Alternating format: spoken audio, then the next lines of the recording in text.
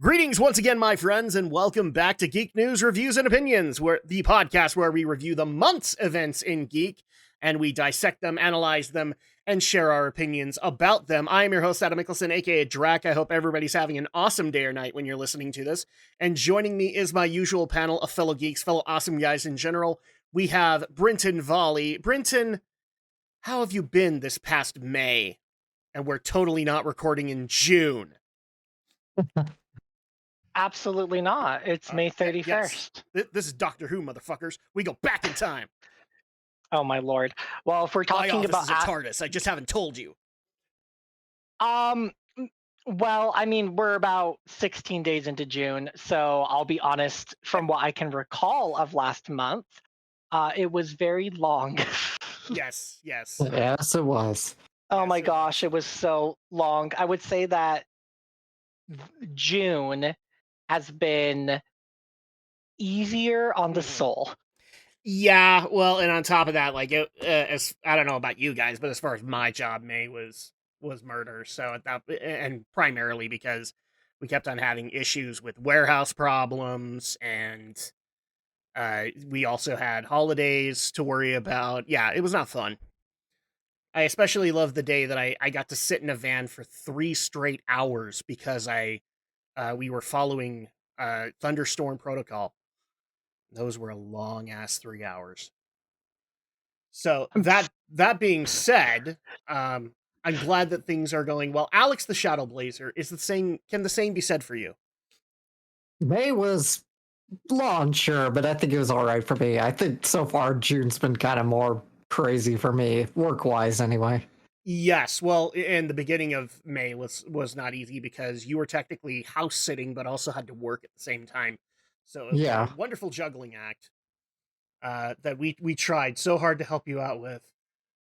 Oh yeah, and I forgot. I enjoyed my I wrecked my damn shoulder. That happened too in May. Damn it. Oh, yeah.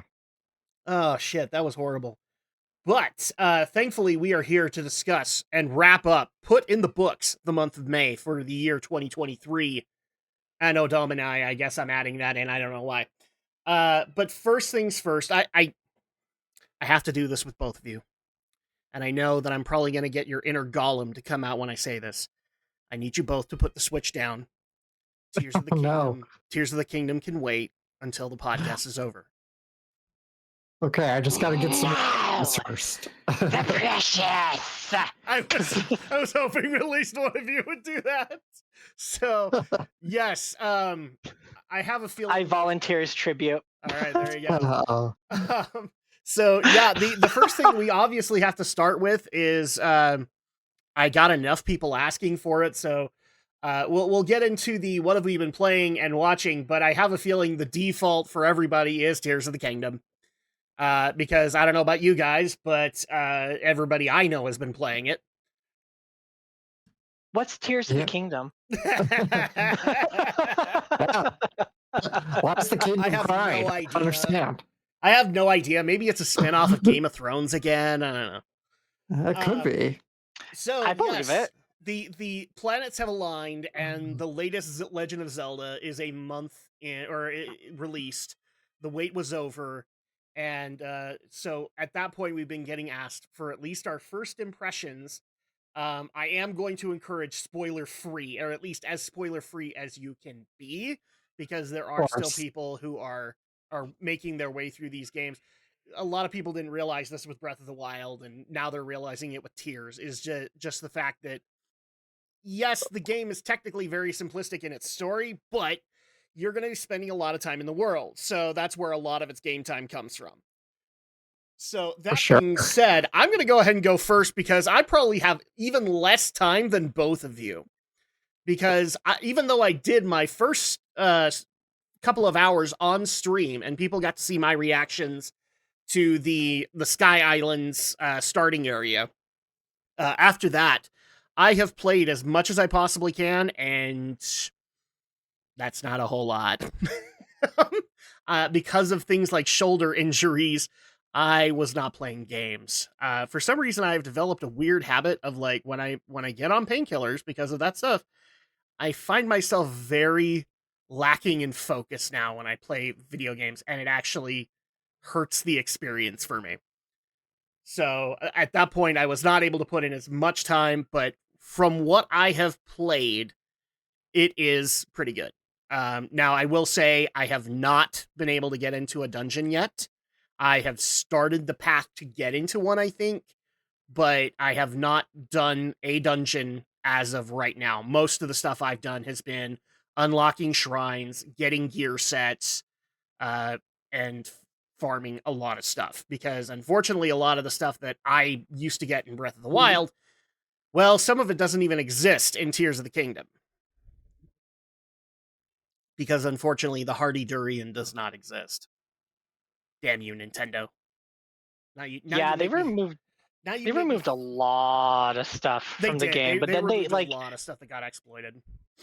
but they also like added in a bunch of stuff too. So it's Actually, like what's surprising to me is that they got rid of the Hardy Durian, which was like the best temporary heart food, but they didn't get rid of the other exploitative food, which was the mighty bananas. And I have a feeling the reason they couldn't was because of the Yiga clan, but that's me. for sure.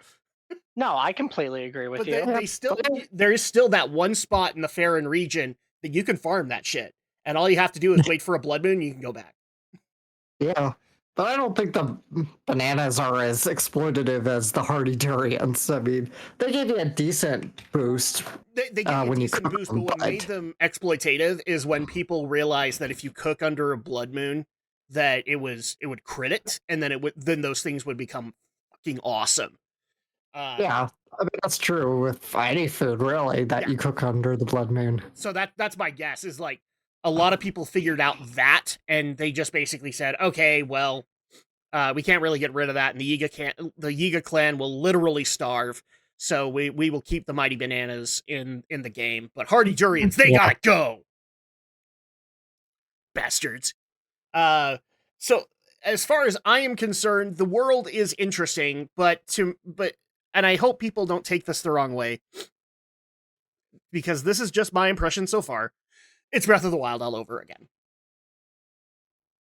That's the best I've got to say. Like I like the cutscenes that I've seen, and in fact, I've gotten myself in plenty of trouble, but I can't really say anything on the story yet because I haven't really experienced it aside from the opening 2 hours. So at that point, the only complaint that I have is, boo that the Zonai were goat people and not dragon people. Not only Haru was the goat guy, I think he's more of a horse, really, but I thought... Well, the problem is like, because of the darkness and shadows in the trailers, he looked like he was a dragon person, which to me made total sense because the Zonai, like in their lore, worshipped the 3 dragons, Dinral, right, Farash, and crap, I can't remember the third one's name, but they worship. What was that? Dinarl, I think. No, Dinarl, or Dinral, I mentioned. It's the you mentioned one. Right. I can't remember that one. I can't remember either now. Yeah, but yeah, since they worship them, it would be cool if they were like dragon people, and this would be like the Zelda equivalent of D&D's Dragonborn. And unfortunately, no, they're more like goat, ram, horse people. And that was just disappointing to me. Like, I even texted my brother. I'm like, oh, boo, they're not dragon people. He's like, I know, right? We were looking forward to dragon people. That being said, whomever wants to go first, I don't know who has the most hours between the two of you. I'm guessing they're probably both very high. But yeah, whoever wants to go first and give your experience, you guys have probably done dungeons, so you can illuminate some of that gameplay. But Alex, how many dungeons have you done? Only one. Completed the Thunder Temple fairly recently, and otherwise I've been mostly hunting for shrines. Which I have been told was a good thing to do, because apparently the dungeons scale, and so my now nephew-in-law, I guess, my niece's husband, did the Thunder Temple last, and it kicked his ass hard. I did that one second. I've completed 2 dungeons. Okay. Nice.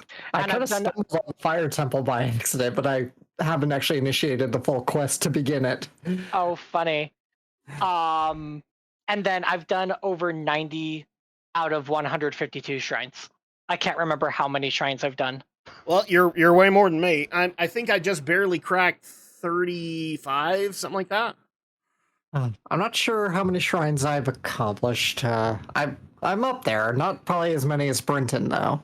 No, like for me, it's been more unlocking the map than working on the shrines because now we have the new way that the towers work, and that's I have my own thoughts on that later. But Yeah, well, I guess I can go ahead with my impressions. I mean, the game is like I personally feel like the second you touch ground after the starting zone up in the sky, it's not like in Breath of the Wild where everything scales around you as it gets stronger. I felt like it was just, meh, this is gonna suck. yeah, Yeah. I feel like the game is significantly more challenging and difficult yeah, than what I recall starting out with Breath of the Wild. yes, Agreed. And so I the very first thing that I did was unlock all of the map. Um I was reading some things online about do like spoiler free do these main quests first. We hmm promise you you'll be happy if you do. So I did that. I was definitely happy that I did that. And then I just started going on a shrine hunt um because I wasn't sure what dungeons were going to be like. So I knew I was already having a hard time with exploration and getting one shot every 5 seconds. So I just knew curious, I what was that dungeon order? um the what do you mean dungeon order? The dungeon order you looked up. Oh, no, it wasn't the dungeon order, it was just a main quest order. Oh, So okay, essentially it told me to get just do everything that you can do with the underground, with the okay. depths. Yeah, Um I've seen a lot of that. Like, you need to unlock the depths because there's actually a lot of really good advantages down there too, and shrines and all that. So I'm happy about that. But I actually would like to hear people dungeon order because you said you did thunder and then you accidentally unlocked the fire temple, right, Alex? Yeah. So those are your two. I have moved into the retail area because all I was gonna do was follow my same order that I did in Breath of the Wild, which was Rito, Zora, then bounce back over to Gerudo, and then finish with the Gorons. But now that I'm hearing that uh they scale, I started with the Rito, then I hopped down to Gerudo. I'm plan on doing the Zora next and ending with the Goron, um, which now knowing that the dungeon scale, I'm let's just say that I'm glad that I've done as many shrines as I have because I well, just got to cash in a couple of my blessings of light and I will already be on a second row of hearts. Uh, I mean, take it for what it's worth, but the only one that I've heard when it scales up that is insanely hard is the Thunder Temple from the Gerudos. I have not heard anything about any of the others being harder as they scale. So it might just be a mechanic in the Thunder Temple that makes it more dangerous. Yeah, I can see why. Okay, yeah, Like don't like spoil it for me. I'm pretty sure I'm oh gonna no, get I won't. shocked all the time. No, I won't spoil anything for you. I'll just say that I hated the boss, Okay, and that's it. okay. Actually, And when that excites me for it because um I like and frustrating and when bosses. well and when you're done, text me and I will tell you why I hate the boss. Okay. Okay, that's fine. I want Uh to hear your explanation too. Okay, well then I guess I will tell you after the show. all right, Okay. that works. Have Other you otherwise at this point in the game because I've focused so much time on shrines, exploration, unlocking things, gear upgrades. side quests, I feel like I am now in a position, and I don't even know how many hours I've put into the game yet. I feel like I'm in a position now where I feel comfortable with combat. I don't feel like I'm dying every 5 seconds. Yeah. My biggest gripe is that I feel that there's not enough weapons. I feel like weapon durability is a lot less even after you fuse I would um agree. Yeah. like I feel like my weapons are constantly breaking and I'm always fusing. Like Well, as soon as I grab a new weapon, I'm fusing it to something else to make it stronger. And I feel like I never have it longer it like seems like than their solution is, in order to cover for durability, because I can guarantee you durability numbers have gone down with a lot of the weapons that are integrating over from Breath of the Wild, and their answer to that is that once you get to that red, like it's in the red, for you to fuse it with something. And at that point, okay, I like the premise for it, but then you also have to manage specific weapons that you need for, say, getting like being able to go into the mines, or being able to hit the horriblins with some extra distance. And that's where I have a little bit of a beef with the durability fix that they've done here, and I do think that they should increase the durability again. oh no, 100%. So those are my first impressions over like overall I am enjoying myself immensely. It's I've really enjoyed what I've experienced so far. Yeah. Just really quick question for both of you. So, are you missing any of the runes that you got in Breath of the Wild in this game? So what I mean is the the time freeze, Cryonis, Magnesis, what was the other one? Remote bombs. The bombs. Are you Yeah. well? Their solution was bomb flowers, Yeah, because but of the I fusion definitely miss mechanic. remote bombs because I never have enough bomb flowers, which is Uh huh. very frustrating because I That's don't one like wasting. that's annoying for me, and the only solution that has been presented to me is go back to the Sky Islands where you fought your first like, and you can get like 5 to 10 bomb flowers in there easy, but then you have to wait for a blood moon reset. Oh, I haven't even looked there. I just kind of look where I know I can find them, and they're usually in any cave. They're definitely not But like in other Zelda games where bomb flowers will just grow back pretty quickly. They definitely yeah, want them to be sparing. yeah, Yeah, they I Probably get because bomb arrows got exploited really hard in yeah. Which is I funny would because I don't even think the bomb arrows were that particularly strong. I think bomb flowers are very strong, and that's why they're so limited. But it's kind of annoying because I don't want to waste weapon durability on Yeah, breaking rocks for minerals or precious stones, right. or right. But I have to because bomb flowers are so scarce, and I never have enough of them. hmm So Um, I'm definitely miss remote bombs. I miss the infinite bombs, especially when I wanted to farm taluses. I love to farm taluses when I need to just get a bunch of stones that I could quickly sell off or for yeah, gear upgrades. yeah, that's a bit of a problem. I will say I have missed Cryonis, and primarily because they're like every time I find myself where I could use a platform, there's water around, and I'm like, oh, where's my Oh, wait, I don't have it. Son of a bitch. So like that's the one that ultimately I've missed. Brinton, have you missed any of the previous glyphs? Yeah, before I answer the question, one other quick little gripe that I want to communicate is resources are insanely scarce. Yes. I feel like I'm always just like running low on everything, and I guess this is an opportunity for me to learn resource management. But anyway, to answer your question, um, Well, keep going, but there's a reason that's happened, and I'll explain afterwards.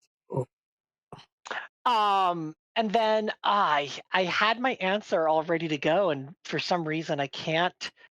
Um, Okay, well, while oh you're no, trying, I remember. go ahead. No, I remember now. When for some reason when you were talking when you meant runes, I thought you meant like um the wow the guardians of the like the people who, oh, what did they call them in Breath of the Wild? like the champions, the champions champions, yeah. who drove the guardians. No. I thought you were referring to that, and Oh, the so divine beasts. Yeah. yeah, the divine beast. Thank you. So I thought that. So the answer that came to my mind is I as much as I hated and still don't really like Rivali, I miss his ability. Yes. No, I'm there too. I miss Yeah. Rivali's Gale. And I've had Oh some God. and I've had some friends tell me, "Oh, just put a rocket on a shield," and I was like, "That just sounds so That's cumbersome." the shit that I keep on running out of, which is all the Zonai stuff. And I can never find a good way to be able to collect those, especially like the rockets. Getting wheels is easy because you just go to the Sky Islands and you can get some extra wheels, but like the Yeah. rockets and what was the other one that I got in a shrine and I wanted more of? It was I think it was the spring, the spring that Brains. can Yeah. block up like iron boots. And yeah, can't get those anywhere, at least not that I found. So it's one of those things where I haven't really worked on my Zonai battery because I just don't see the point. I don't have any available to me, so why bother? Yeah, I don't know. I don't understand how people have so many batteries because I'm struggling. Like I have two, Well, the and problem I is like a lot of Same. people are embracing the make your own car kind of concept, which I really am not.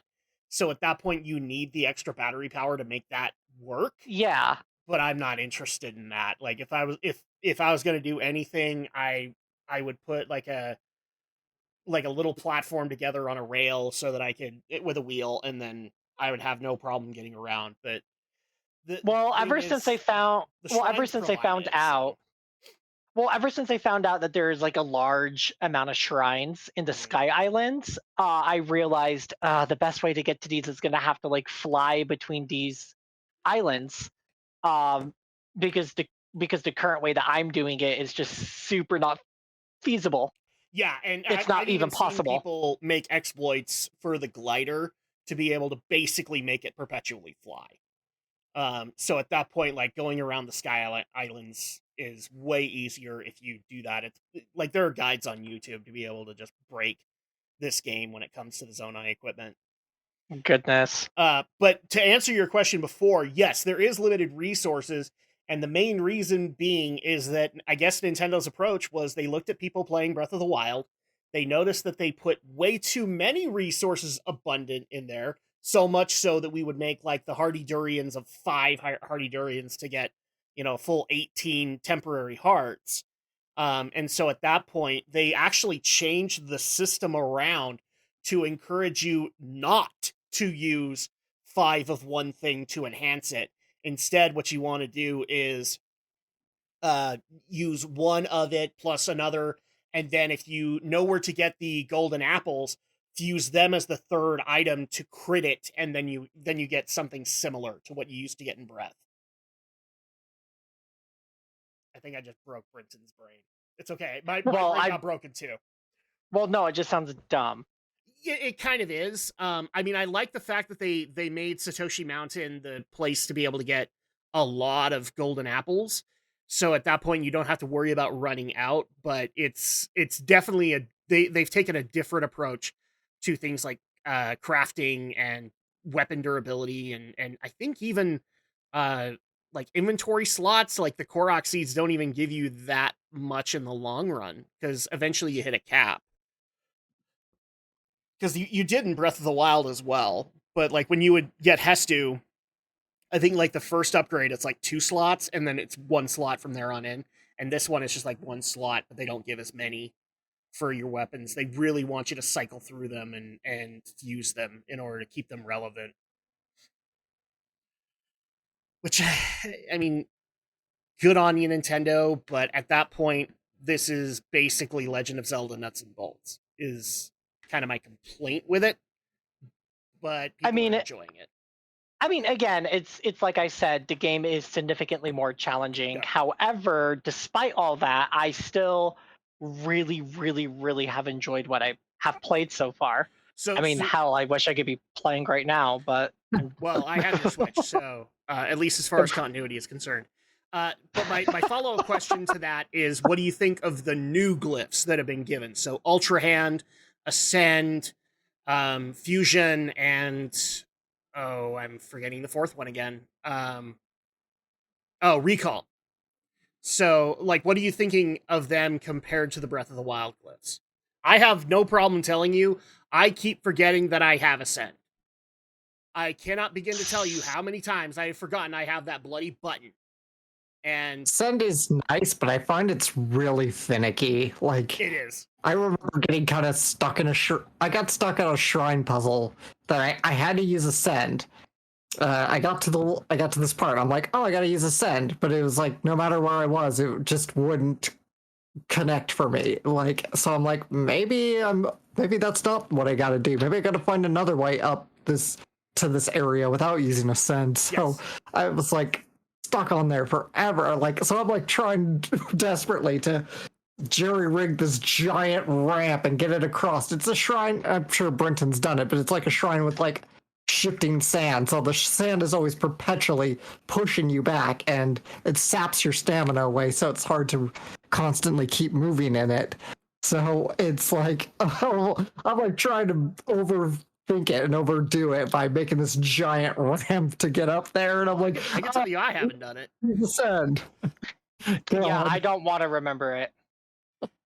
Like, the hardest one that I've done is the roller coaster one, where you basically had to make like different kinds of roller coasters with platforms to be able to get to the end of the shrine, and that was the hardest, just because I wanted to do it my way, and the game constantly was telling me, no, you need to do it our way. And no offense, Nintendo, but your way bugs my OCD really bad. That, if I actually was going to say the one that I have the biggest beef with, it is Ultra Hand, and for no other reason than it bothers my OCD to an nth extent. I have to have it right there, right on that board. If it's not there, it doesn't make sense.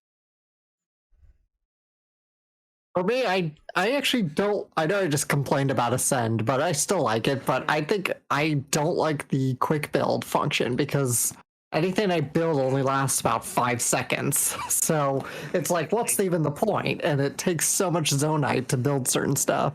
Yeah, and in the long run, unless you're willing to build up those batteries, it isn't worth it. You already know my story with Ascend, but I don't think Brenton knows.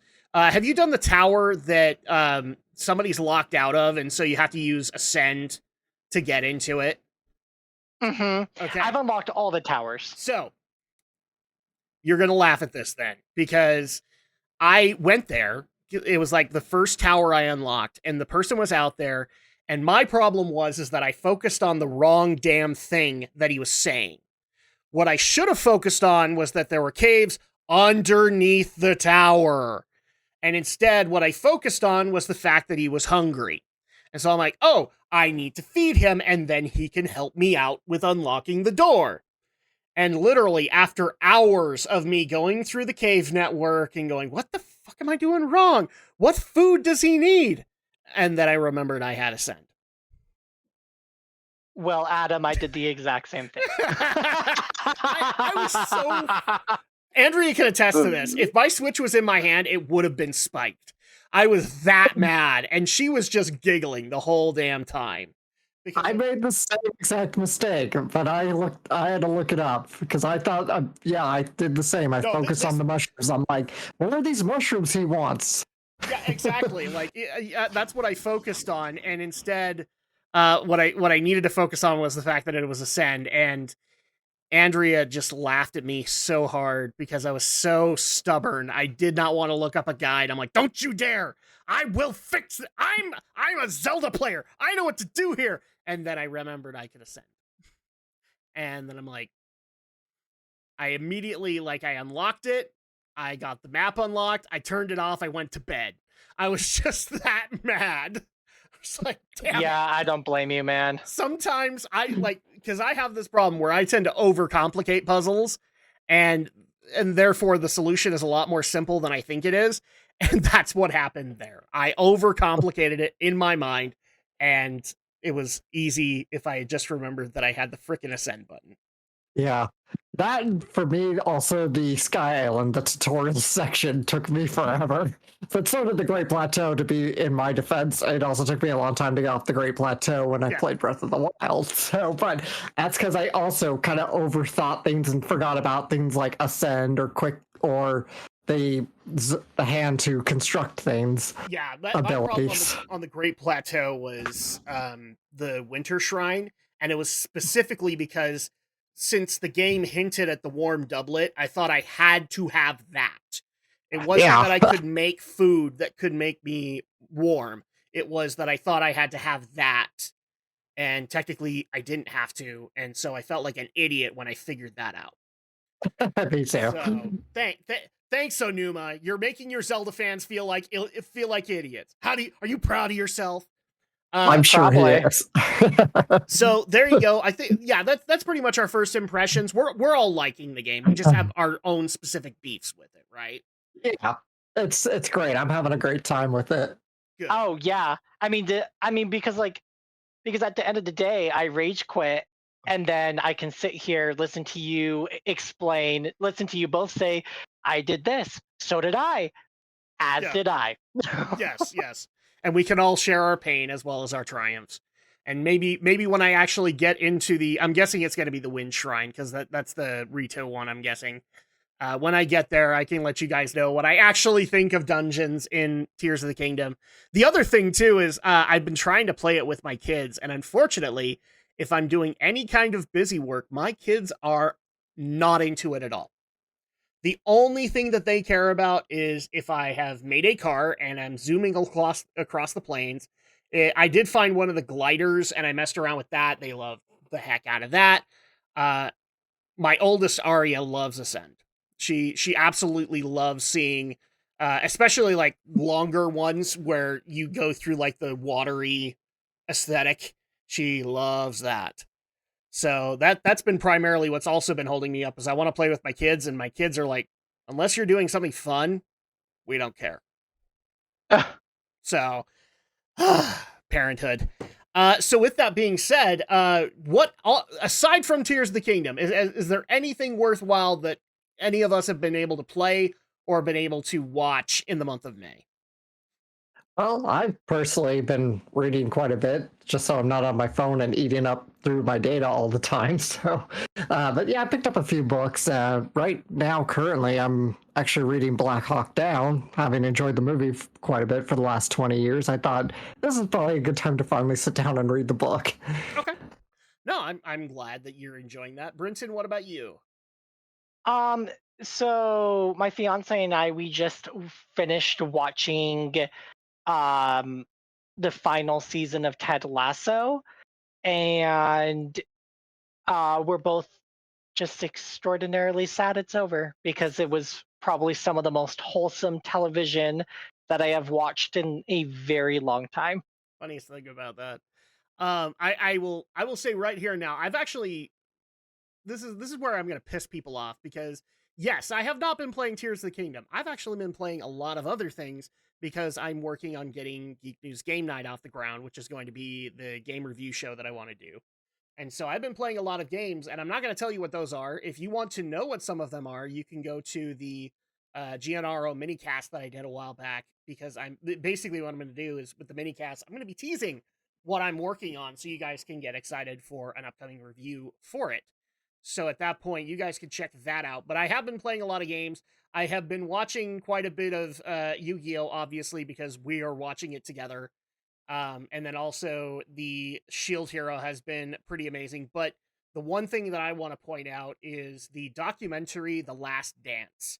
If you guys have never watched it, it's basically a documentary series on the 1998 Chicago Bulls and basically the last run of Michael Jordan before basically the whole thing fell apart. And I've always been very interested in uh, documentaries that basically go into like the player or the wrestler's entire life.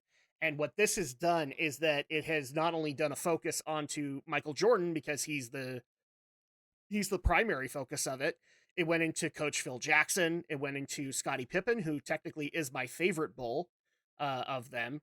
because he was revolutionary in the fact that he basically was a point forward. He was a point guard, but he was big like a forward like Karl Malone. So at that point, I liked being able to hear his story as well as some of the other players, including Dennis Rodman. I thought I was going to hate that part, but actually, I kind of appreciate Dennis Rodman now in a weird way, where like the media hated him back in the 90s. I now appreciate him for his candor in that interview.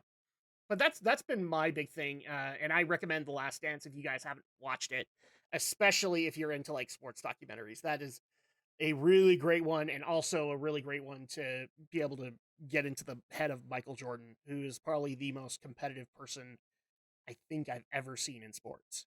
Um, yeah, no, he absolutely is. But obviously, it worked out for him now, didn't it?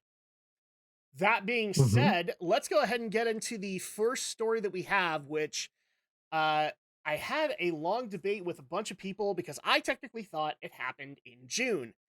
And technically, no, it happened in late May. So, with that, let's go ahead and get into a tech story here with Sony's Project Q. What is Project Q, you might ask? Project Q has been something that's been being teased in Sony for quite a while. There were a myriad of rumors on what Project Q could actually have been, but the premise was is that it was going to be the PlayStation Portable 2, roughly. It was not going to be a Vita, like they weren't going to do that, but they were going to try and bring back the PlayStation Portable, and that was the rumor that was going around through all of the gaming journalism outlets.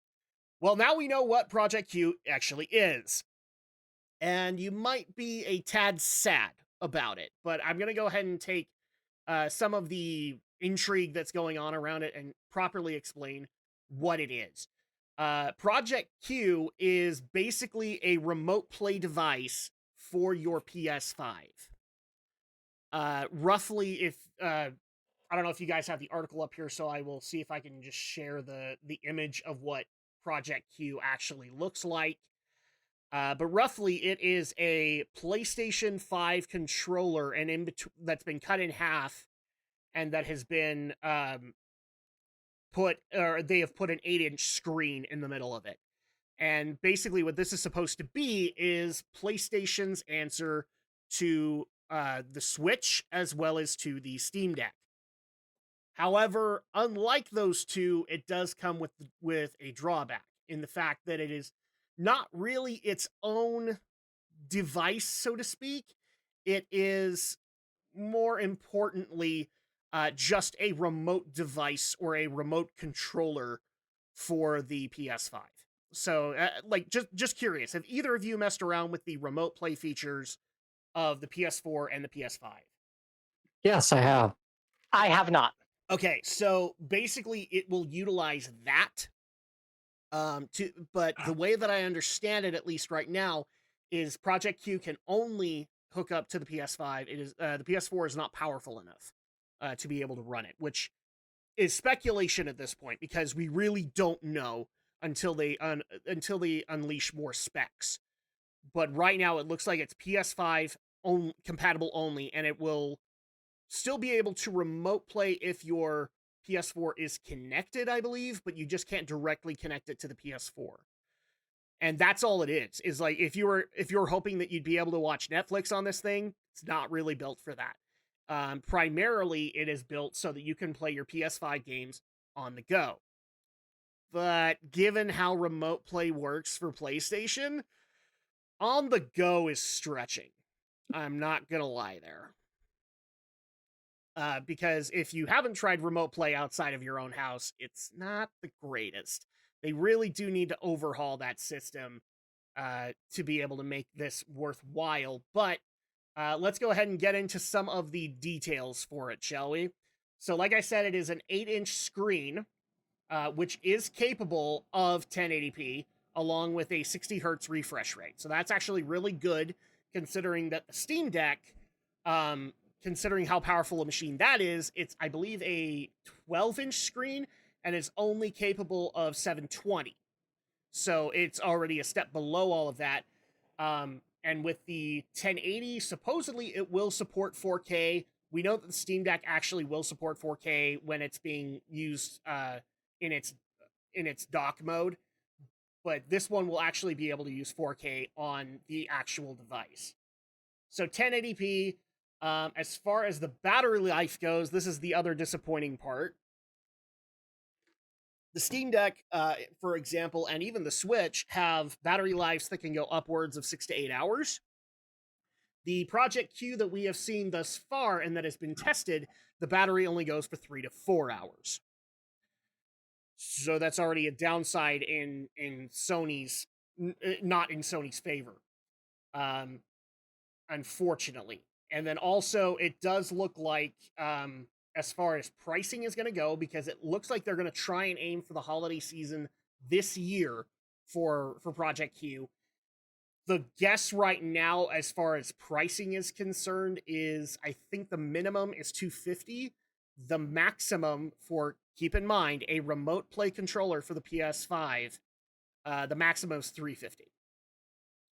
So, considering that it doesn't have a whole lot of features to it, aside from you can play Horizon Forbidden West in a different room, and it just depends on how good your Wi-Fi is, I don't know if Project Q is as great as they were hoping it was going to be when it got announced. Given what I told you guys, what do you think of Project Q? My thoughts are short, simple, and to the point. When I first had heard of Project Q and started looking into it more because I was intrigued, I realized I am not interested in the slightest. Yeah, it's a little bit of a tough sell. Alex? Same with Brenton. I don't see this being worthwhile, and considering the price point that this would have to be to either make profit or break even for Sony, I can't see any purpose. I think if you really want a dedicated handheld, you'd either get a Switch or a Steam Deck. You probably would. I mean, one thing that I already know that people are complaining about is that, again, it's a remote play device. From what we can tell, there's no hard drive on it whatsoever. It is primarily meant to stream. And so it has to have a good connection with your PS5 in order to be able to do that. And already the Switch and the Steam Deck have a one up because the games that you can play on them are downloaded. So at that point, you can play them wherever. It doesn't even matter if you have an internet connection or not, unless the game is dependent on it. But you can't do that with Project Q, which to me kind of makes me scratch my head. At least being able to download a portion of it and being able to play it on the go, but that's not what this is meant to do. Yeah, completely agree.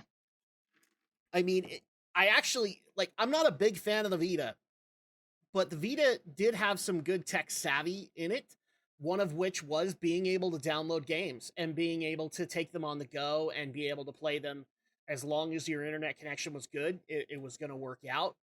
I've also seen, in regards to this, a lot of people have been asking, okay, well, what is Microsoft's answer to this? And a lot of people don't know this, and we'll be talking about Microsoft a little bit later, but Microsoft's solution to this is they're working with Steam on the Steam Deck. They actually are working on providing a worthwhile app that functions well with the Steam Deck to allow you to play in your Windows Store. So at that point, basically creating a portal into the Steam Deck that can play your Xbox. Not directly your Xbox, but kind of like how you can play your Xbox games on PC. So, and considering that the Steam Deck is a miniature laptop or PC, it works perfectly with that. So that's kind of their answer to it. Nintendo is obviously teasing that they are working on something. We don't know if it's a Nintendo Switch 2 or not. That's the speculation anyway, but Sony's answer to a lot of this isn't, I don't think it's going to hold up. I think it's going to blow up in their face, honestly. I fear that very much may be the case, and I'm worried that it's going to hurt them Yes. more than they think. Oh, sorry. I thought I was cutting you off, Brenton. Oh no, that was it. Like I said, my Yeah. thoughts on this are short and simple and to the point. Yes, and the other Mhm. thing too that a lot of people have also been complaining about is there has been some question as to whether or not it can hook up to the PSVR 2. It cannot. You're still going to have to use the PS5 to be able to play PSVR 2, which I don't have to worry about because PSVR 2 has not interested me whatsoever.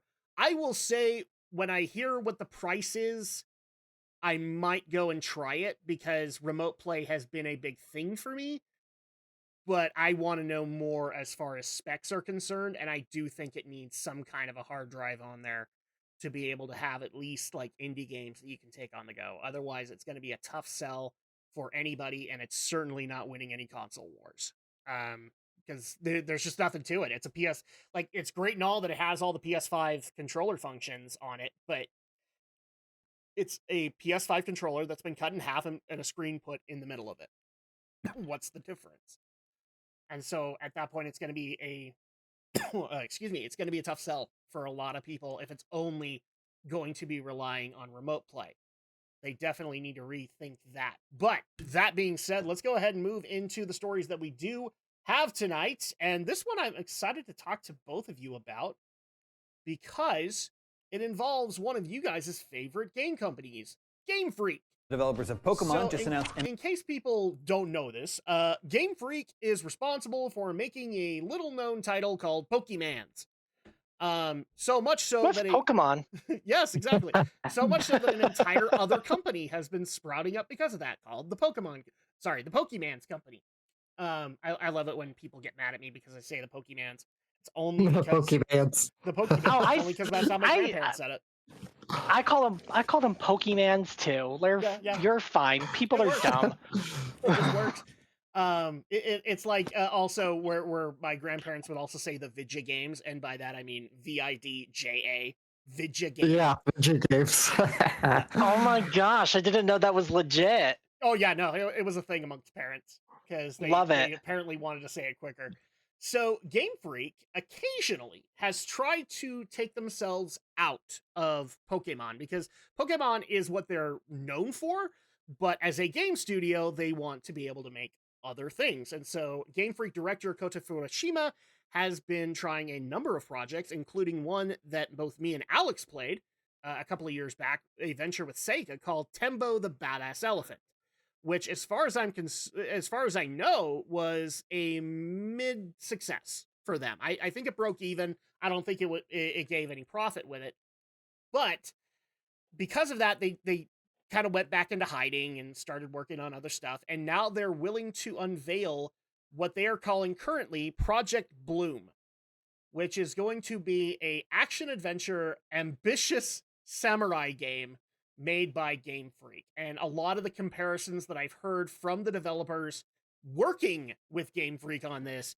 is that they basically are comparing it to games like Ghost of Tsushima in terms of what they are trying to do in terms of scope for the game. But unfortunately, we don't know too much aside from the concept art that this article provided, which does look pretty badass. I'm just going to say that. If this is what the game is going to look like or something similar to it, I'm already on board. But I know a lot of people are already worried because some of their other ventures, like Little Town Hero, Tembo the Badass Elephant, Pocket Card Jockey, have not done particularly well. I have played both Tembo and Little Town Hero. I like them, but I do know Little Town Hero did not sell well. Mainly because it was kind of a slow game and it was slow to build. And that hurt them, especially when it was a strategy game, because you still have to have like a certain amount of strategy there, or a certain amount of speed there. And so at that point, Project Bloom, I'll say I'm excited, at least for the next trailer. What do you guys think of Game Freak trying to branch out from Pokemon? I do like when Game Freak does try to go out and try other things besides Pokemon. And they've been kind of locked into Pokemon for years, ever since this franchise really took off in the late 90s. Yes, and it's their which primary is- focus, and in a game developer, you can't be focused on that forever. Yeah. But it is like you said though. It's just unfortunate when they do try to go out and do other games. Much like Sonic Team, they never seem to have as much luck getting their other game titles out there and getting people to try them. I don't know if we can make that comparison anymore because there's a lot of speculation right now because of Frontiers and now the recently announced Sonic Superstars that the Dark Age of Sonic might in fact be over. So we may not be able to make that comparison very soon, but I agree with you. When Game Freak steps out, it's not met with the greatest of fanfare. And unfortunately, when these games don't do well, the first thing that Game Freak fans immediately say is go back to Pokemon. What's the next Pokemon game? Yeah, and that's kind of unfortunate because I think it's good when even when developers do become mostly known for one particular flagship franchise. It's good when they can branch out and try their things. Sonic Team has in the past had success with Phantasy Star Online, and so that's kind of where I'm getting into my comparison. And I think it'd be interesting to see if Game Freak can really kind of branch out and do something besides Pokemon. Yeah. Now, that said, I'm not 100% convinced that trying to do an ambitious AAA game is really going to be good for them. I like Scarlet, or Violet in my case. I like those games, but I think they are also a bit of a product of a bit too much ambition. Maybe that's more blamed on the Pokemon company than on Game Freak for, pumping these games out so quickly. Yeah. Right, because good games, but they are still pretty rough around the edges for what they're trying to do and accomplish. Well, from what I'm hearing, the Pokemon Company is putting a lot of pressure on Game Freak to continue to develop and to continue to pump out Pokemon games as fast as they can because they want to be able to milk this property. I know in particular the team that was working on, or not was, they're still working on it, Detective Pikachu 2. They have been getting a little bit of the ire from the Pokemon Company because they've had to delay that simply because they're trying to make this 3DS game work for the Switch and being able to take some of the features from the 3DS and be able to integrate them better into the Switch. And so I know the Pokemon Company is getting very frustrated with them because they want to put Detective Pikachu 2 out primarily because there's still some hype around the movie. Yeah. So yeah, I tend to agree with you. I tend to be on the other side. I really want it to work out because unfortunately the other thing that I'm worried about is when you have a team of developers working on a project for years and years and years. And in this case, Pokemon has been around for decades. And some of the original development team have left, but a lot of them haven't because they're either working their way up the corporate ladder to be able to be game directors themselves and get that experience, or they have a passion for the game and they want to be able to continue to innovate with it. And all that does roughly is it burns out game directors hard. It burns out game Mm-hmm. development leads hard because in a lot of those cases they want to go work on something new. Because when you can go and work on something new, ideas can come to the previous franchise.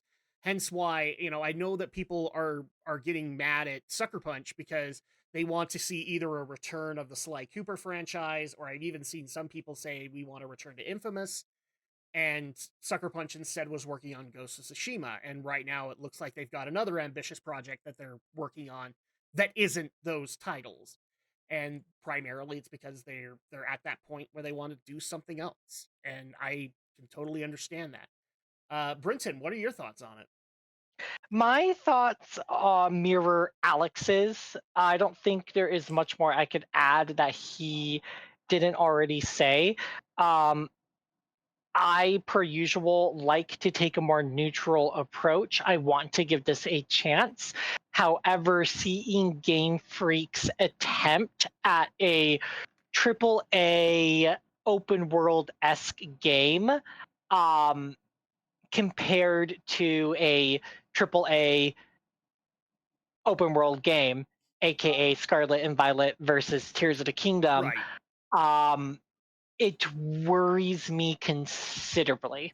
Yes, and the other thing too I don't think helps this, especially when you guys are concerned, is the word ambitious is thrown around a lot in the gaming industry because it's basically a hype word. And so, in a lot of cases, I actually do wonder if the game director is basically just trying to drum up hype for it, and that might not have been the way to do it. Because ultimately, like, if this isn't Ghost of Tsushima, it's not going to piss me off. Just like, even if it was something as simple as Trek to Yomi, I'd be okay with that. Like, let Game Freak go and do something else because other properties will help inspire the main franchise. That's all I'm asking. So at that point, I can understand that, but I think it's just them trying to build up hype, which Yeah. ultimately is not gonna work in their favor because it doesn't work for a Well, lot of those other companies. well, right. Because with that being said, this is definitely not the first time that we've heard other game companies say our most ambitious project, and then it Yes, ends up being crap. yeah. One comes to mind, a little title. Maybe you guys have heard of it. I don't know. It's pretty niche. Called Cyberpunk 2077. That worked out really well for you, didn't it? Project CD Mhm. Project Red. I mean, it's working out for them now, but that was Yeah, but that was but like, but that was like years after it had Mhm. released, It's and it's still like, not on the no, PlayStation Store, and so they already missed out on that audience. I love oh the fact that man. that CDPR is still saying that they're working on some kind of way to play it on the Switch. Yeah, good luck with that, buddy. No, Uh, there's no way the Switch is going to be able to no, handle that game. no, and frankly, like a lot of people are going to hate that I say this, but when you have to take the first 6 months of your game's life cycle and devote it towards bug fixing, that's lost time. So at that point, like that's time they could have spent working on DLC for it. And instead they're bug fixing it. So I know that some people are going to be mad when I say that about Cyberpunk, but Cyberpunk, as far as I'm concerned, is a failure when it comes to CD Projekt Red. And and one of the things that hurt that was all the hype that was built around it, kind of like this. So it's an example of how hype can hurt you in a lot of regards too. That being said, there really isn't a whole lot to offer from it until we get our first trailer of this. I will say this: like, if it's the same people working on Tembo, great. Little Town Hero, if that's what the ambitious means, maybe pull that back because it didn't really work out so well for Little Town Hero, and Tembo, at least as far as I'm concerned, was way more successful. But moving on into the next story that we have, um, I don't know. There was this little movie, little kind of a niche indie property that maybe you guys heard about. It was called the Super Mario Brothers movie. Apparently, it's What's the been Super fair. Mario Brothers? I was I just know, about right? to do that. It's about a plumber or something. Apparently, this thing has been doing really, really well.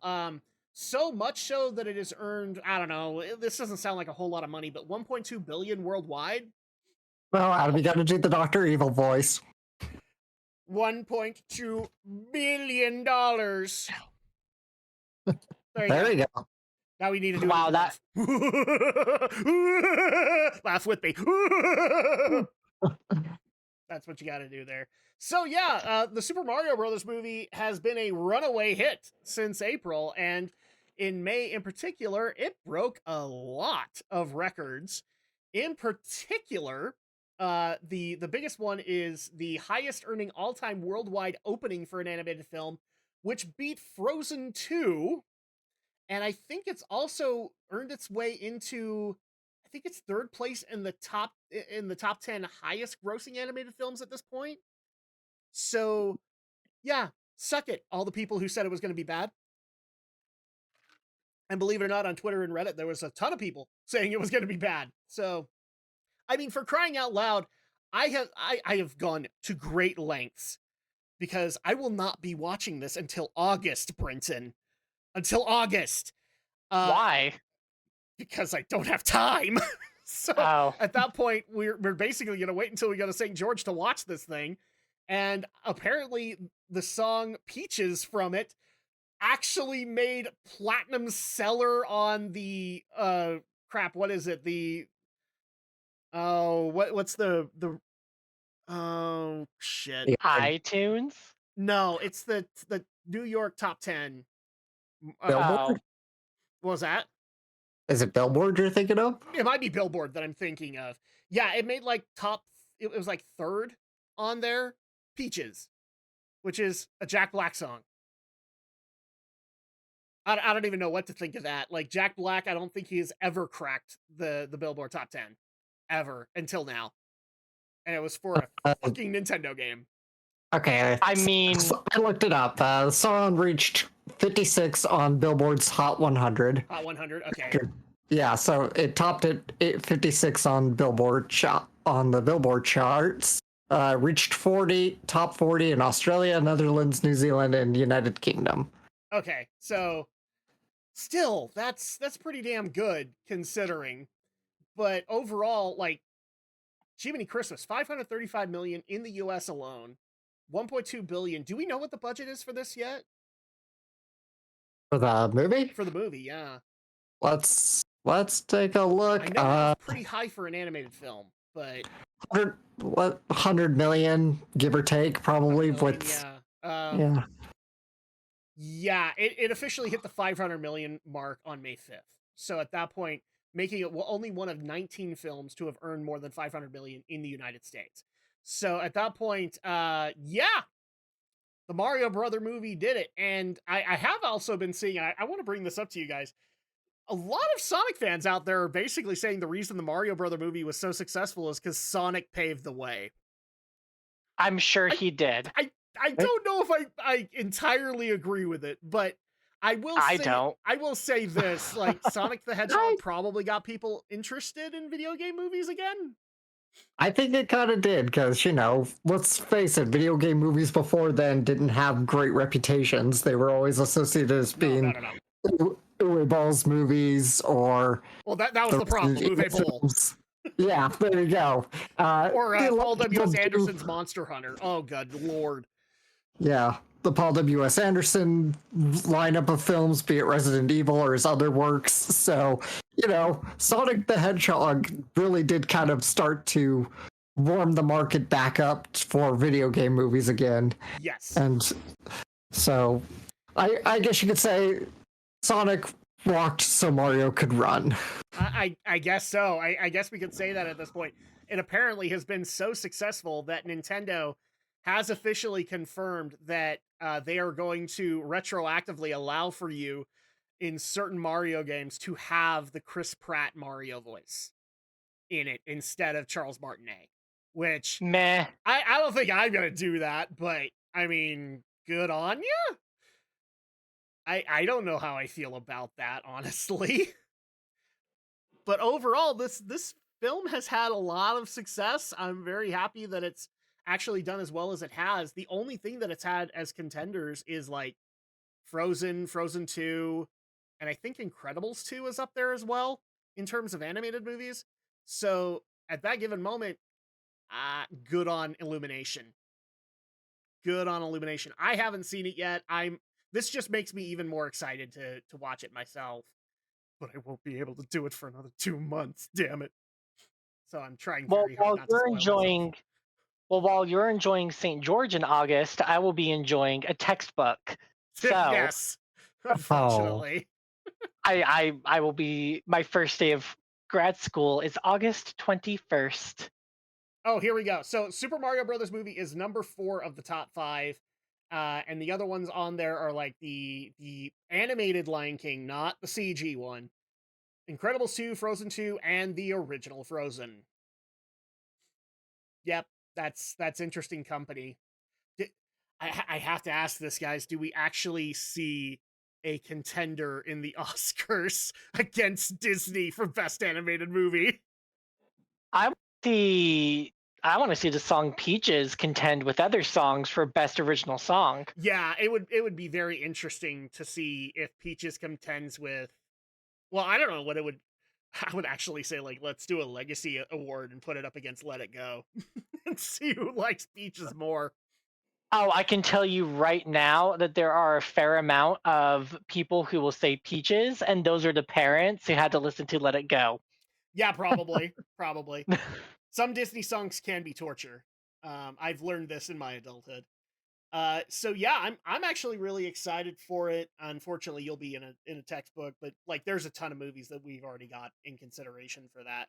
So I mean, you can text me and free me from my. Actually, no, I'm not going to say this on a podcast for fear of somebody finding this and sending it to my professors. I can't wait for grad school. there you go. But if I happen to need a break, Yeah, there you go. There you go. just Well, I just I'll text probably away. just I'll probably just text you anyway, just because like once I see it, I'm gonna give my rating on it. I mean, for crying out loud, Of course. I'm already getting plenty of flack from my older brother. He's like, "Why are you waiting so long?" I'm like, I'm working. My kids can't do movie theaters very well. I just don't have the time to be able to go solo. Right. To be able to go and see it unless I went at like 10 o'clock at night, and by then I'm crashing. So at that point, there's not a whole lot to add in here, but congratulations to Illumination for being able to put out a good movie.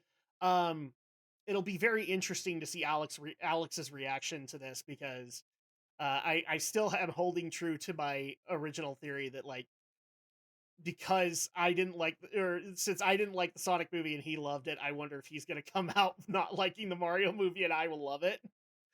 I'll So still try to go in with an open mind, okay? all right. Well, it's still gonna be funny if that's actually what happens.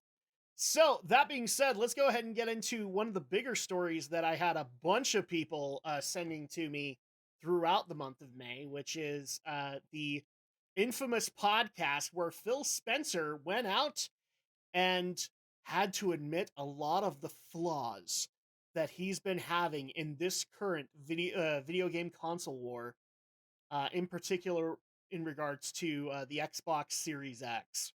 So, really quick, have either one of you watched this interview with Phil?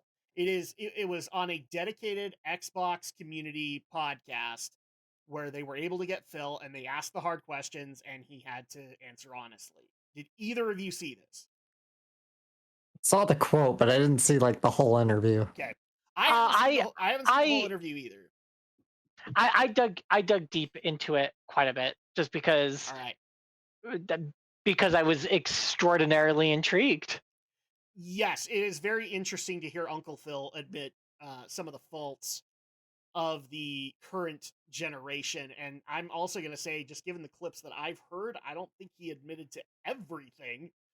But yeah, so we can go into this a little bit. I'm trying to find exact quotes in this article that we have from Yahoo Finance, but um, oh, here's a good one from it. It's just not true that if we go off and build great games, all of a sudden you're going to see console share shift in some dramatic way. We lost the worst generation to lose in the Xbox One.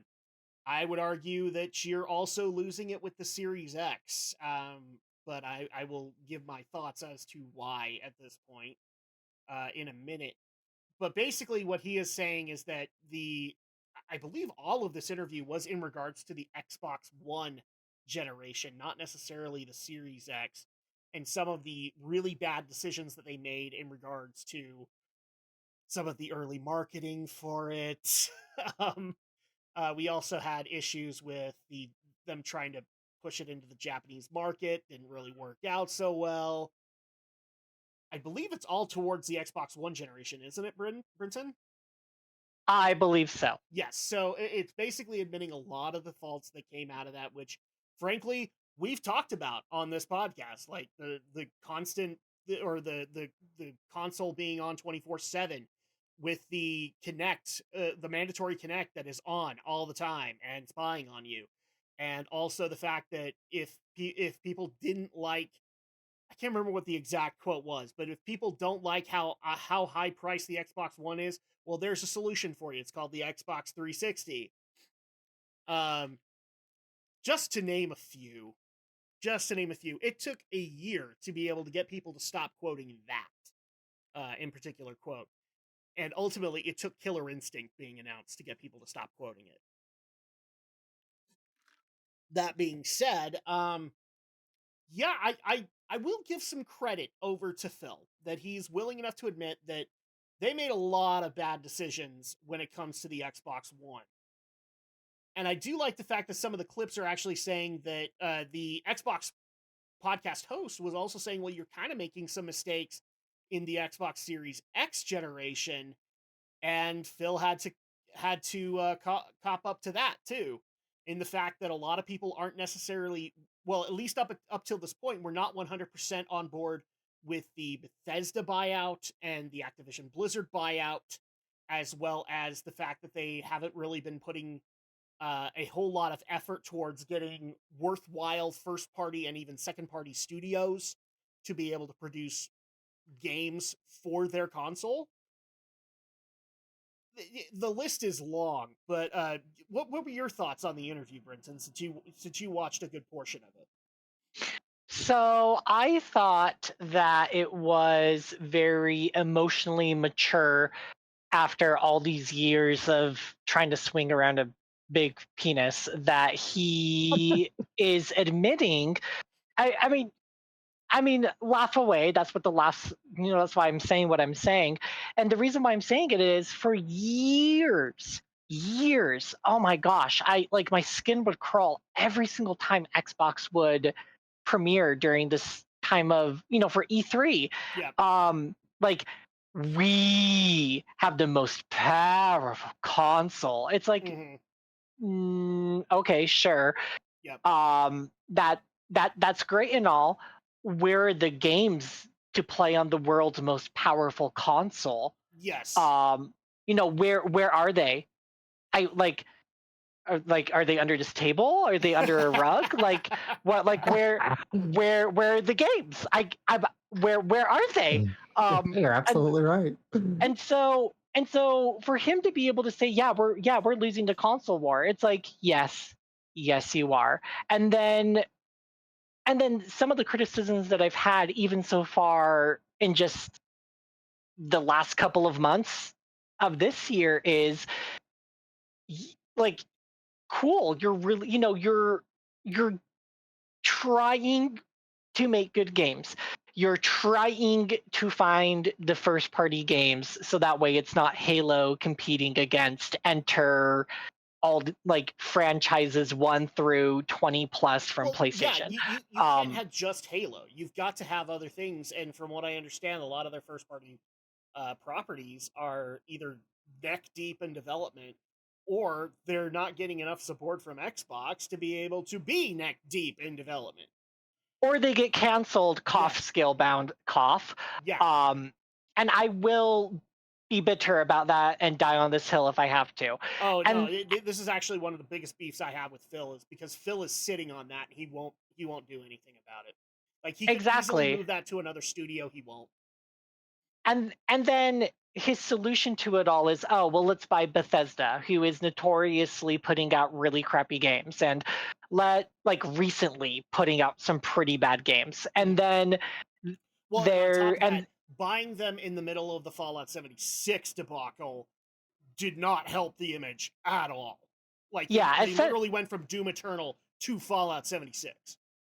essentially it was, you're trying to compete with Sony, but you're buying out companies that are performing very, very poorly in the industry right now. Yes.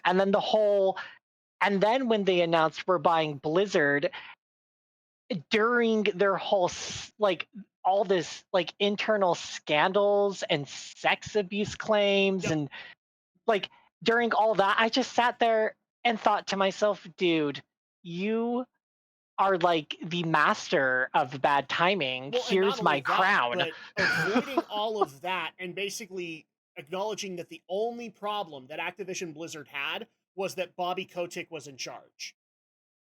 Oh my Motherfucker, god. there was so many scandals going on under Blizzard's tenure. Bobby Kotick probably couldn't have fixed all of that shit. And yeah, Bobby Kotick has a horrible reputation, but he ain't the sole problem here. No. So to see that essentially this grown man, broken as broken can be, and this interviewer as professionally calling him out, because it's like, you're right, this you guys are losing Yep. very badly. Like, Well, I'm not gonna lie, it made me smile a little bit, because at that point it was a man who realized, I'm not swinging the biggest dick in the industry. Nope. And I now am immortalized as the person who has made these large claims that we are dominating the industry, Mhm. and we're not. It's appropriate that you mentioned the big dick joke because like a lot of that is from the Xbox 360 era and the fact that that's where we got to deal with the toxic 13-year-olds constantly swinging their tiny dicks around that Phil got this arrogance. So I'm just telling you, Brenton, that the joke is not lost on me on a number of And levels. well, I'm So, well. Well, but thank you. Do I feel like there was some big dick energy swinging around during Xbox 360? Oh, absolutely. yes, Do I feel that they were winning the quote unquote console war during the Xbox 360 era? More than likely. they were at least neck and Transitioning, neck with Sony for a lot of that. yeah. At the end of the PlayStation 3 life cycle to current, they have been failing miserably, and I have Mhm. preferred Sony every step of the way. Which is funny Mhm. because Xbox had every advantage in that generation because their development kit was way easier to build for than the PS3's was. And yeah, they Yes. they got a lot of success out of that, but once Xbox One and PS4 hit it, now you couldn't make those technical hurdles anymore. Now you were competing with another PC in terms of power. And so at that point, you would think that Phil would have come up with some kind of new strategy to be able to do it, and he really didn't. Ultimately, like I know that this was a couple of things that he did. He was really hoping to be able to bring VR to the Xbox, and I think they've done it since with I can't remember the Oculus. I think they've been able to do that. I'm not 100% sure, but also the Kinect and the Kinect, like that was basically your answer to a waggle console that, in retrospect, yes, the Wii was successful, but none of us look very fondly back on the Wii as a console. And Yeah, we I look just even more silly at PlayStation and Xbox because of their mediocre ways to be able to counter that. I just remember during the Xbox One era and the PS4 era, um, people talking about, oh my gosh, look how amazing my Xbox is. And then slowly, Yes. slowly over time, those same people Well, that trading in was the their problem. Xboxes to get PlayStation 4s. That was the problem, and in my opinion, a lot of people aren't going to be happy when I say this. Phil Spencer was required to come up with Game Pass in order to counter the bullshit that happened with the Xbox One era, because he literally had to get people to play his console when, in that point, he didn't have enough first or second party support to be able to do that.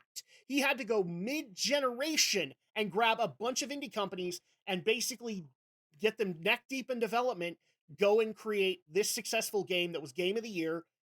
For example, like Hellblade 2, and this will be exclusive on the Xbox. Now, I will say in the Xbox One era, did Phil make some good decisions? Yes, he did. Game Pass was one of them. The fact that the backwards compatibility, I think, is still one of Xbox's biggest strengths that has come Hmm. out of the current generation. They are kicking Sony's ass when it comes to that because Sony has the bigger library and are refusing to allow for it to be able to be accessed. So at that point, like Xbox is winning that war, but I'm just gonna bounce a couple of things off of here that I don't think he quite mentioned in this interview. I might be wrong. Again, I've seen clips, so I don't know if he addressed these at all.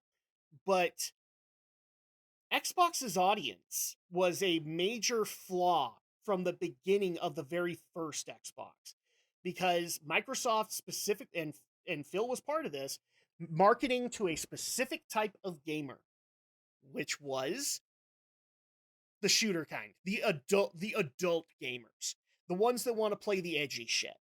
And so at that point, we're the edgy console. Unfortunately, the demographic that he was going for was teenage boys that were trying to play things that their mommy and daddy didn't want them to play, and so they wanted to be able to get it there. And oh look, by the Xbox One, those douchebags finally grew up, and the shit that you were providing for them wasn't working. And so they went to Sony to go and get the games that they wanted to play. I have talked to so many people that have become Uncharted fans who are originally Halo and Gears fans. And this was in their teenage years, because Gears and Halo have not been able to do anything to keep them on that console. So I will say that one of your biggest flaws, Phil, is that you need to start realizing that you've got a bigger audience than what you want to cater to. Yeah. You Agreed. can't just, Agreed. since gaming has become very mainstream, you can't just say, oh, Nintendo can't get away with, we're just the kids' console. Like everybody wants to say Nintendo is the kiddie family console. Not really, because you can still play games like Resident Evil on it. So at that point, it's not just for the kids, it's for everybody. Sony has been doing this the whole fucking time, and they've been doing it with hardware that was really hard to build for. So you know what? Good on them. They were able to do it. But Xbox, you have catered to one specific demographic that is growing older and that is getting sick and tired of yo shit. In fact, one of the things that made me laugh during the Xbox One era is the one solid success that I can tote for the Xbox One was reviving Killer Instinct and the Rare Replay Collection. That was the best thing they could have possibly done, especially since you dropped Trow on Rare and boned them so hard they probably died from it. In fact, Oh my it wasn't God. probably, they did die from it, because all their developers went to other companies. Sorry, I got a little graphic there. It almost got a little Xbox in here for a second. Oh my God. So yeah, I think the audience. I hope you were building up to that joke, or you just like came up with that on the spot. Oh no, I did it Dusty Rhodes, Daddy. I built up to it and I just improvised as we go along. Well, you did good. Because I'm the promo maker, Daddy. So at that point, I do think the audience has been a major problem. Lack of first party and second party support has hurt it. And I know that people are going to be pissed at me for saying this because you love being able to play on your gaming PC. But when you can get games like Ratchet and Clank Rift Apart and it's only on one console, guess what you're going to do? You're going to buy that console. And Xbox hasn't had a motivator like that since Killer Instinct. It's just that simple. They haven't. Maybe Gears 5 was the last one that they could have had, but Series X, Series X literally started with nothing for like 6 months, and then you got Halo Infinite.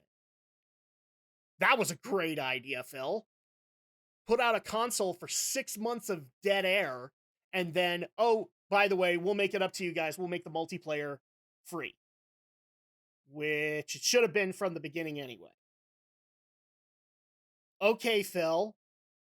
So yeah, I think that the fact that they don't have the first generation or the first party studios or the second party studio support for the longest time, like even their acquisitions haven't produced anything yet. We know that Senua Saga is close, but they're the only ones, roughly. So you have that problem. You need to expand your audience to get people to buy your console. And I'm just going to throw this out here. Xbox Series X. I don't know about you guys.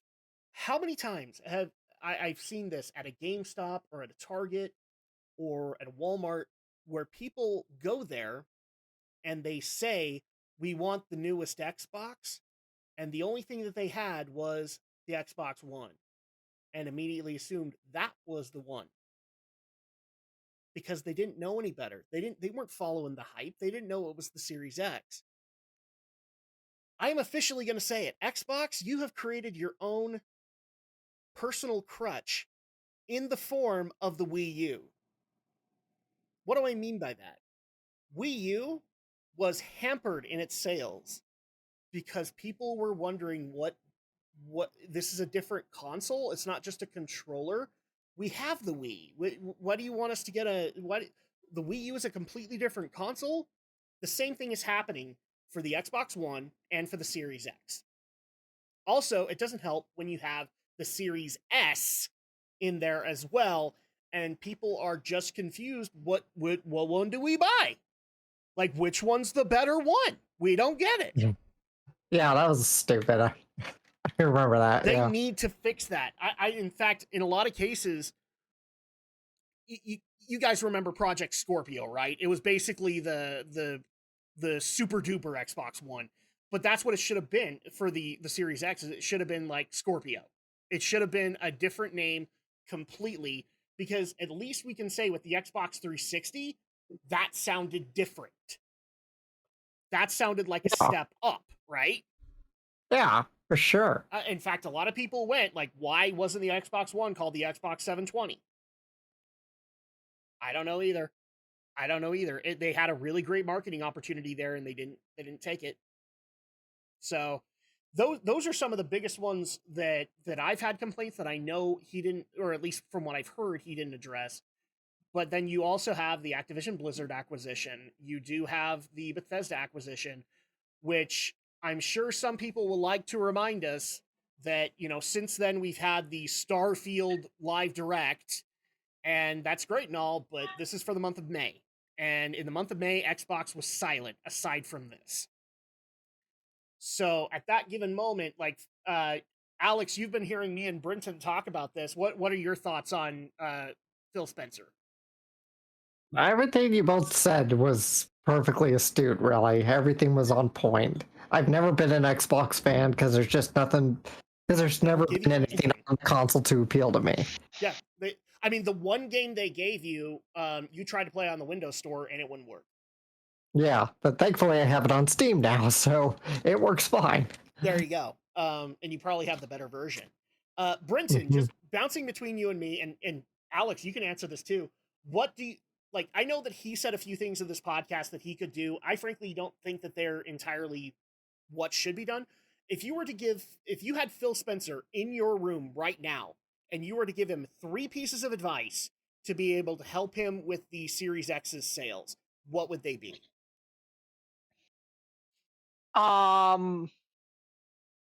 So so like 3 pieces of advice. Yes, like 3 things you think that he needs to do to get people to go and buy Xboxes. 1, learn. 2, from. 3, Sony. Except with Project Q. Maybe don't learn that. Don't learn that part. Skip that part. So my first thing would be to him is expand into other fucking genres, because you've been the shooter haven for who knows how long. And I'm not saying you didn't have other games coming out in that time, but they were never going to get the amount of advertising that your shooters got. Like, the only one that ever got hype outside of Halo or um, not Half-Life, but like Outlast and stuff like that, was Devil May Cry 5, because you guys got the unveil. And man, you should have capitalized on that and said, "Oh, we got a Dante skin" or something like that, because you would have gotten people to buy it. But you need to expand into other genres to show that you're versatile, because that's the problem that you have right now. Yes, I know a lot of people play shooters, but you want to know what? That gap is starting to close. People are playing fantasy games now. People are playing games like Mass Effect now, and you need to be able to accommodate to that. Second, get yourself some fucking first party support. You have the second party support, get yourself some first party support and start working on some goddamn mascots that aren't the Master Chief. Yeah, and when he says first party support, like actually good first party support. Yes. In fact, one of the things I find funny is you have a good, well, technically not anymore, but Rare could have been that. Now you've basically relegated them to working on Sea of Thieves. That's it. They can't be that anymore. So now you need to find a studio that is willing to create a mascot for you. And I'll even help you out, because there's a mascot that you've been basically butt fucking for the last 10 years, and you should not be doing that anymore. That's Conquer. We know you have the rights to it. Give it to a studio and let them make a Conquer game. People have been begging for that. You won't be able to do Banjo. I know Alex is going to be pissed at me for saying that. They can't do Banjo. No. Nintendo would fight them. But Conquer, Nintendo wants nothing on that. They officially denounced it when it came out. So at that point, go work on Conquer. Don't put him in Project Spark or your VR bullshit. Make a game with him. And let that smart alecky squirrel be one of your mascots. he will immediately bring in the teenage crowd again. So do that. The third thing that I will say is reconsider where you're putting your money. Because, yes, Bethesda might be a worthwhile investment.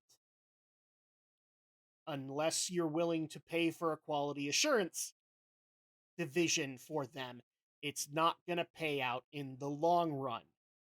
Because unfortunately, yes, they've got the sales behind them. They don't have the support. Because people got sick and tired of their buggy ass games. So Starfield might look great, and I'm glad that people are hyped for it. Wait till it comes out. See how bug ridden it is. And then tell me whether or not it's going to be game of the year. Same thing for Activision Blizzard. Maybe don't buy the studio that's lighting themselves on fire. But that's up to you.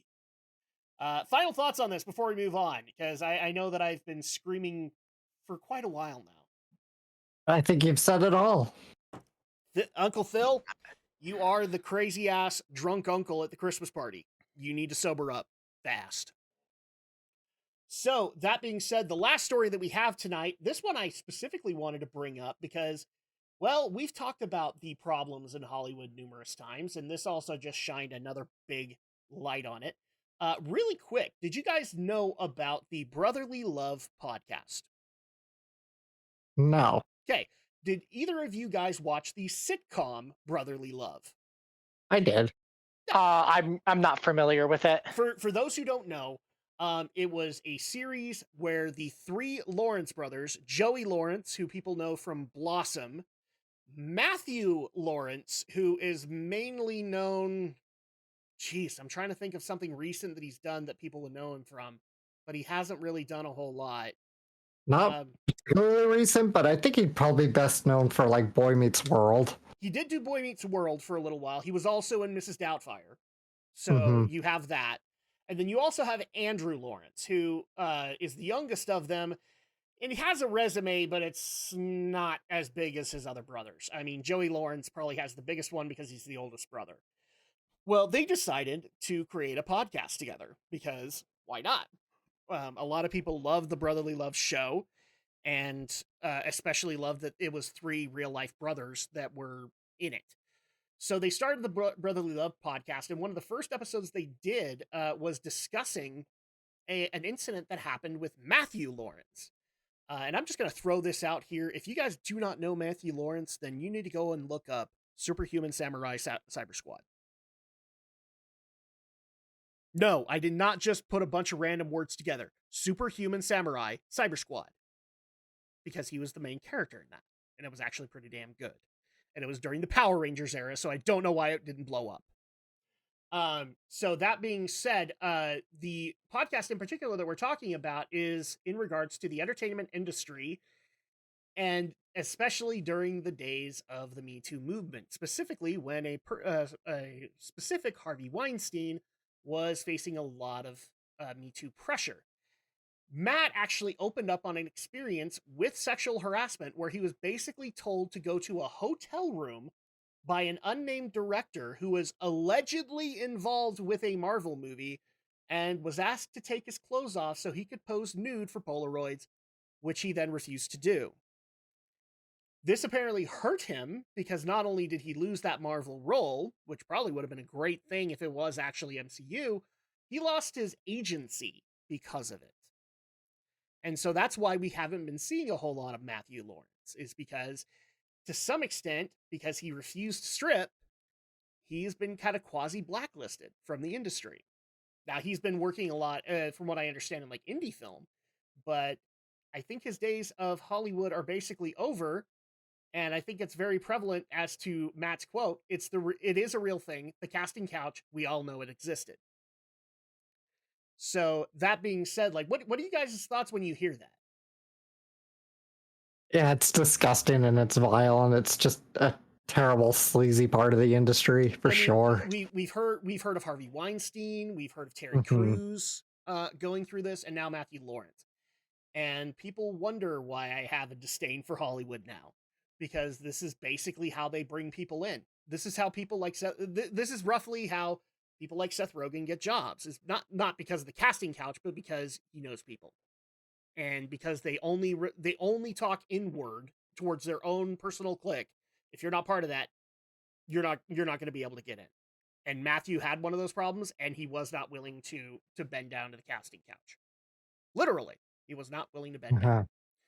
So at that point, we just have even more evidence of it, and it actually makes me really sad because I did of the Lawrence brothers, I liked Matthew a lot. I think he actually had a lot of potential, especially with Superhuman Samurai, where he could have been a very relatable character for people to be able to get behind if you put him in the right role. And unfortunately, he never really got that, primarily because he didn't know the right people. And this just kind of once again reaffirms that. Brenton, what's your thought on this? Um, I genuinely feel bad for what has come from the decision he has made, but honestly, props to him. Yes. Like, Yeah, that's gotta give him props. like that, like applause to you, man, not letting people diminish you and standing firm in your own beliefs and having the tenacity to say no, I'm not doing this, Mhm. Well, and and a lot of screw people you all. assume a lot of people assume because of Harvey Weinstein, it's only happening to the women.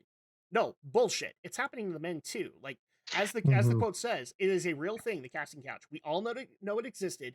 Not a lot of guys have come out and talked about this in the industry, and it's happening to them too.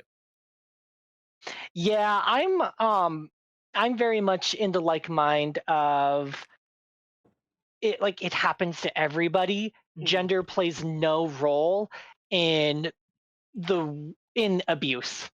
Abuse happens to everyone.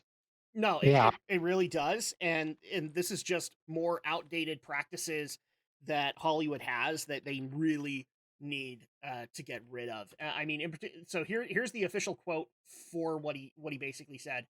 I've lost my agency because I went to the hotel room, which I can't believe they would send me to, of a very prominent Oscar award winning director who showed up in his robe and asked me to take my clothes off, and he said he needed to take Polaroids of me. And then I did, and then if I did X, Y, and Z, I would be the next Marvel character. I didn't do that, and my agency fired me because I left this director's room. Oh, it's terrible. Really That Good is. lord. that's Do we know who the director was? No, it doesn't mention It it, and don't say. frankly, I think if he did mention who it was, then it would have brought even more crap down on him, and he didn't want that. Yeah, So at that probably point, so. he was probably just protecting what him and his brothers were doing, and probably honestly, he probably has also just kind of walked away from the industry and doesn't regret it. Because a lot of the, like, I'm looking up his credits right now, guys, and a lot of his stuff is, some TV series. Like he was in the reboot of Hawaii Five O, but most of the stuff is like shorts, indie films, stuff like that. And frankly, good on him because I think indie is basically going to take the place of Hollywood pretty soon. So he's in the right place at the right time as far as I'm concerned. That being said, there isn't a whole lot to add on to this one, but you guys can let us know in the comments below what you guys think of the reveal from Matthew Lawrence, because I can guarantee you guys, he's not the only one. I've heard of other guys who have had similar problems in the industry, not being able to get prominent roles because they weren't willing to kowtow to a creepy director's whims. That being said, we also do have a bit of a discussion tonight that comes back it brings us back full circle because we were talking about Tears of the Kingdom, right? Well, Tears of the Right. Kingdom has also gotten some bad press over the last month, and it's the same bullshit that we've covered before. So apparently, I don't know if you guys realize this. This is how stupid this discussion has gotten. Um, Nintendo is full of bigots. Did you know that? Cool. Nintendo is full of bigots. Want to know why? Because Oh Breath wait, of no, the that Wild wasn't the joke I meant to make. What is Nintendo? what is Nintendo?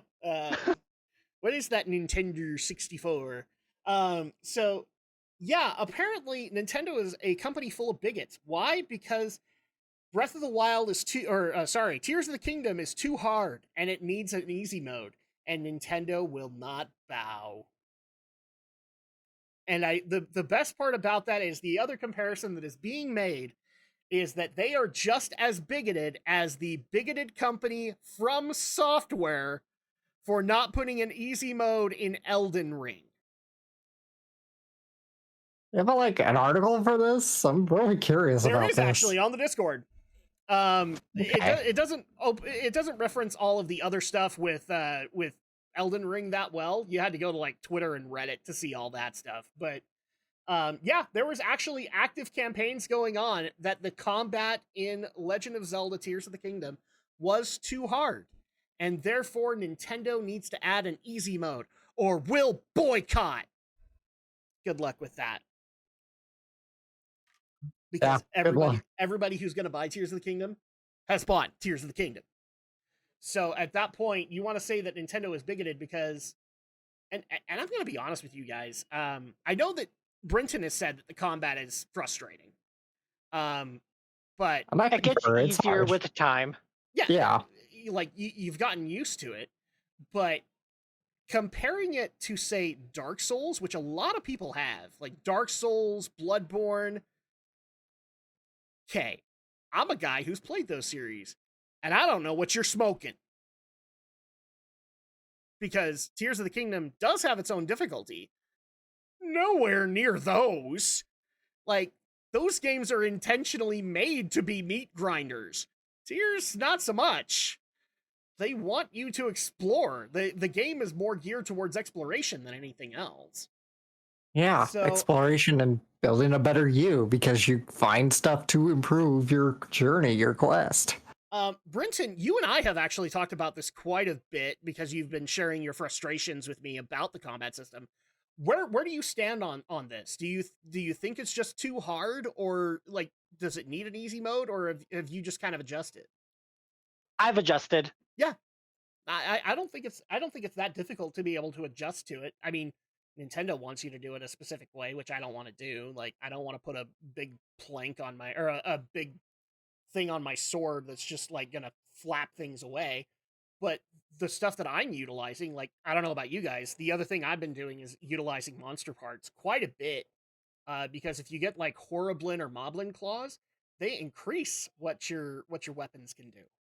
So that's exactly what I do. Yeah, they basically add like a +3 to your swords and all that, and that's helpful. I mean, it's weird looking, but I can get over it. But overall, needing an easy mode, like, granted, I've played the Souls games. Am I just smoking crack here? I don't think Tears of the Kingdom is that hard.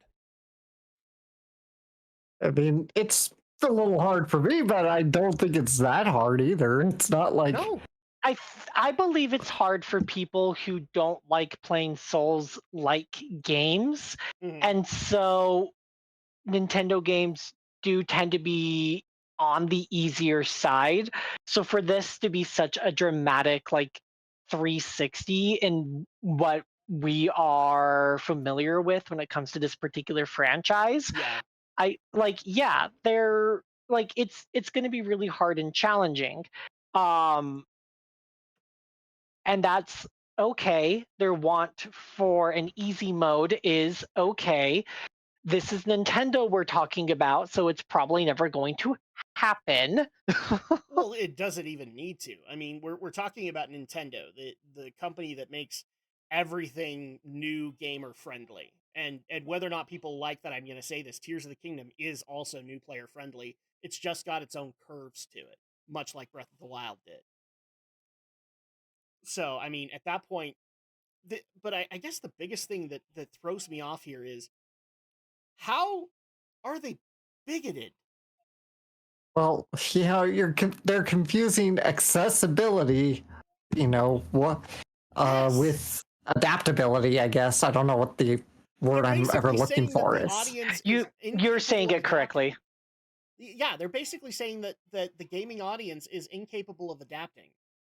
Yeah. Well, I mean, maybe games journalists, but okay.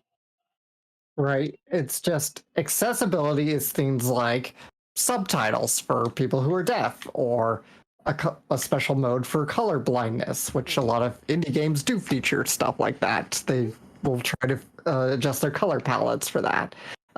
That's stuff you do for accessibility of a That stuff player, right? is in these games too. So Yeah.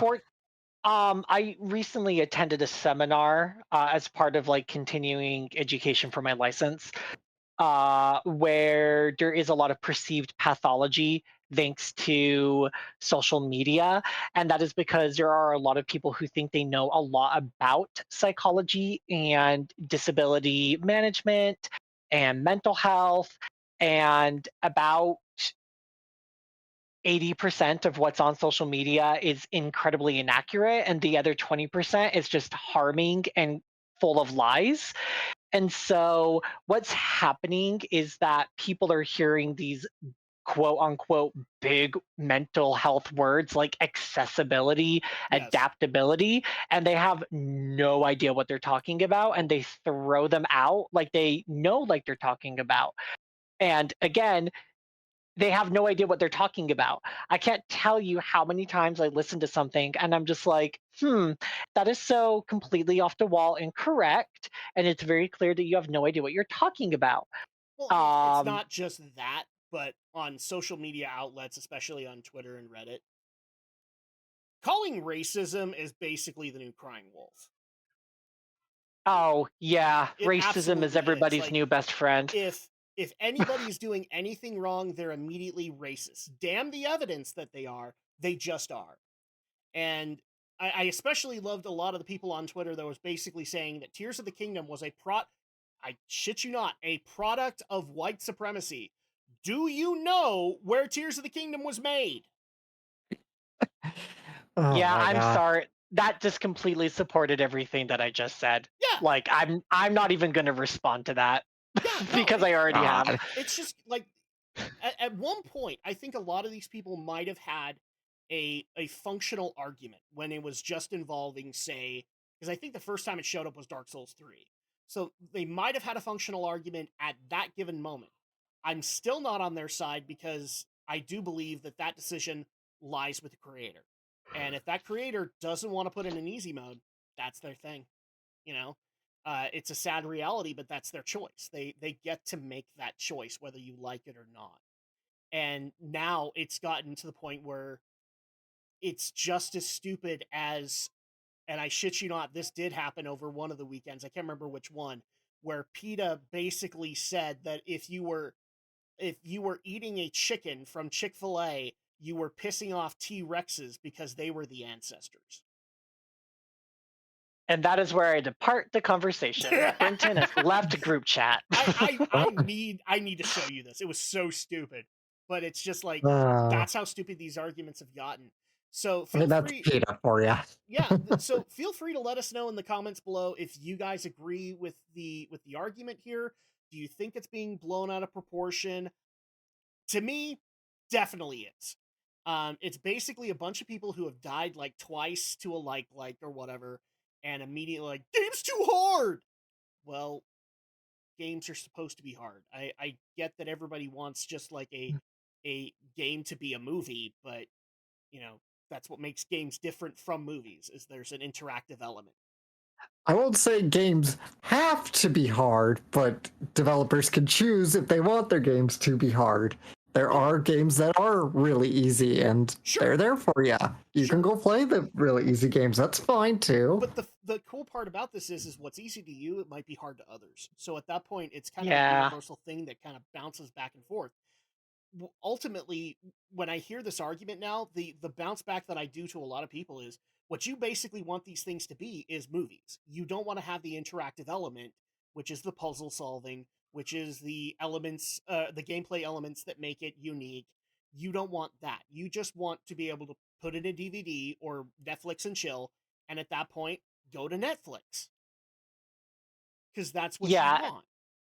The thing is, folks, is that when I say Tears of the Kingdom is considerably more challenging than Breath of the Wild, in the starting zone for Breath of the Wild, like the enemies that you face all have like a very unique coloring, and as you grow stronger, you encounter that same enemy of a different color that is also matching your strength. And over time, you are encountering more of the stronger version of these enemies Yeah. and less of the weaker version. Whereas in Tears of the Kingdom, you jump out off the Sky Island, end up in Hyrule Field, and you're immediately brought front and center Yes. to some of the hardest and difficult enemies that you found at the end of your gameplay with Breath of the Wild.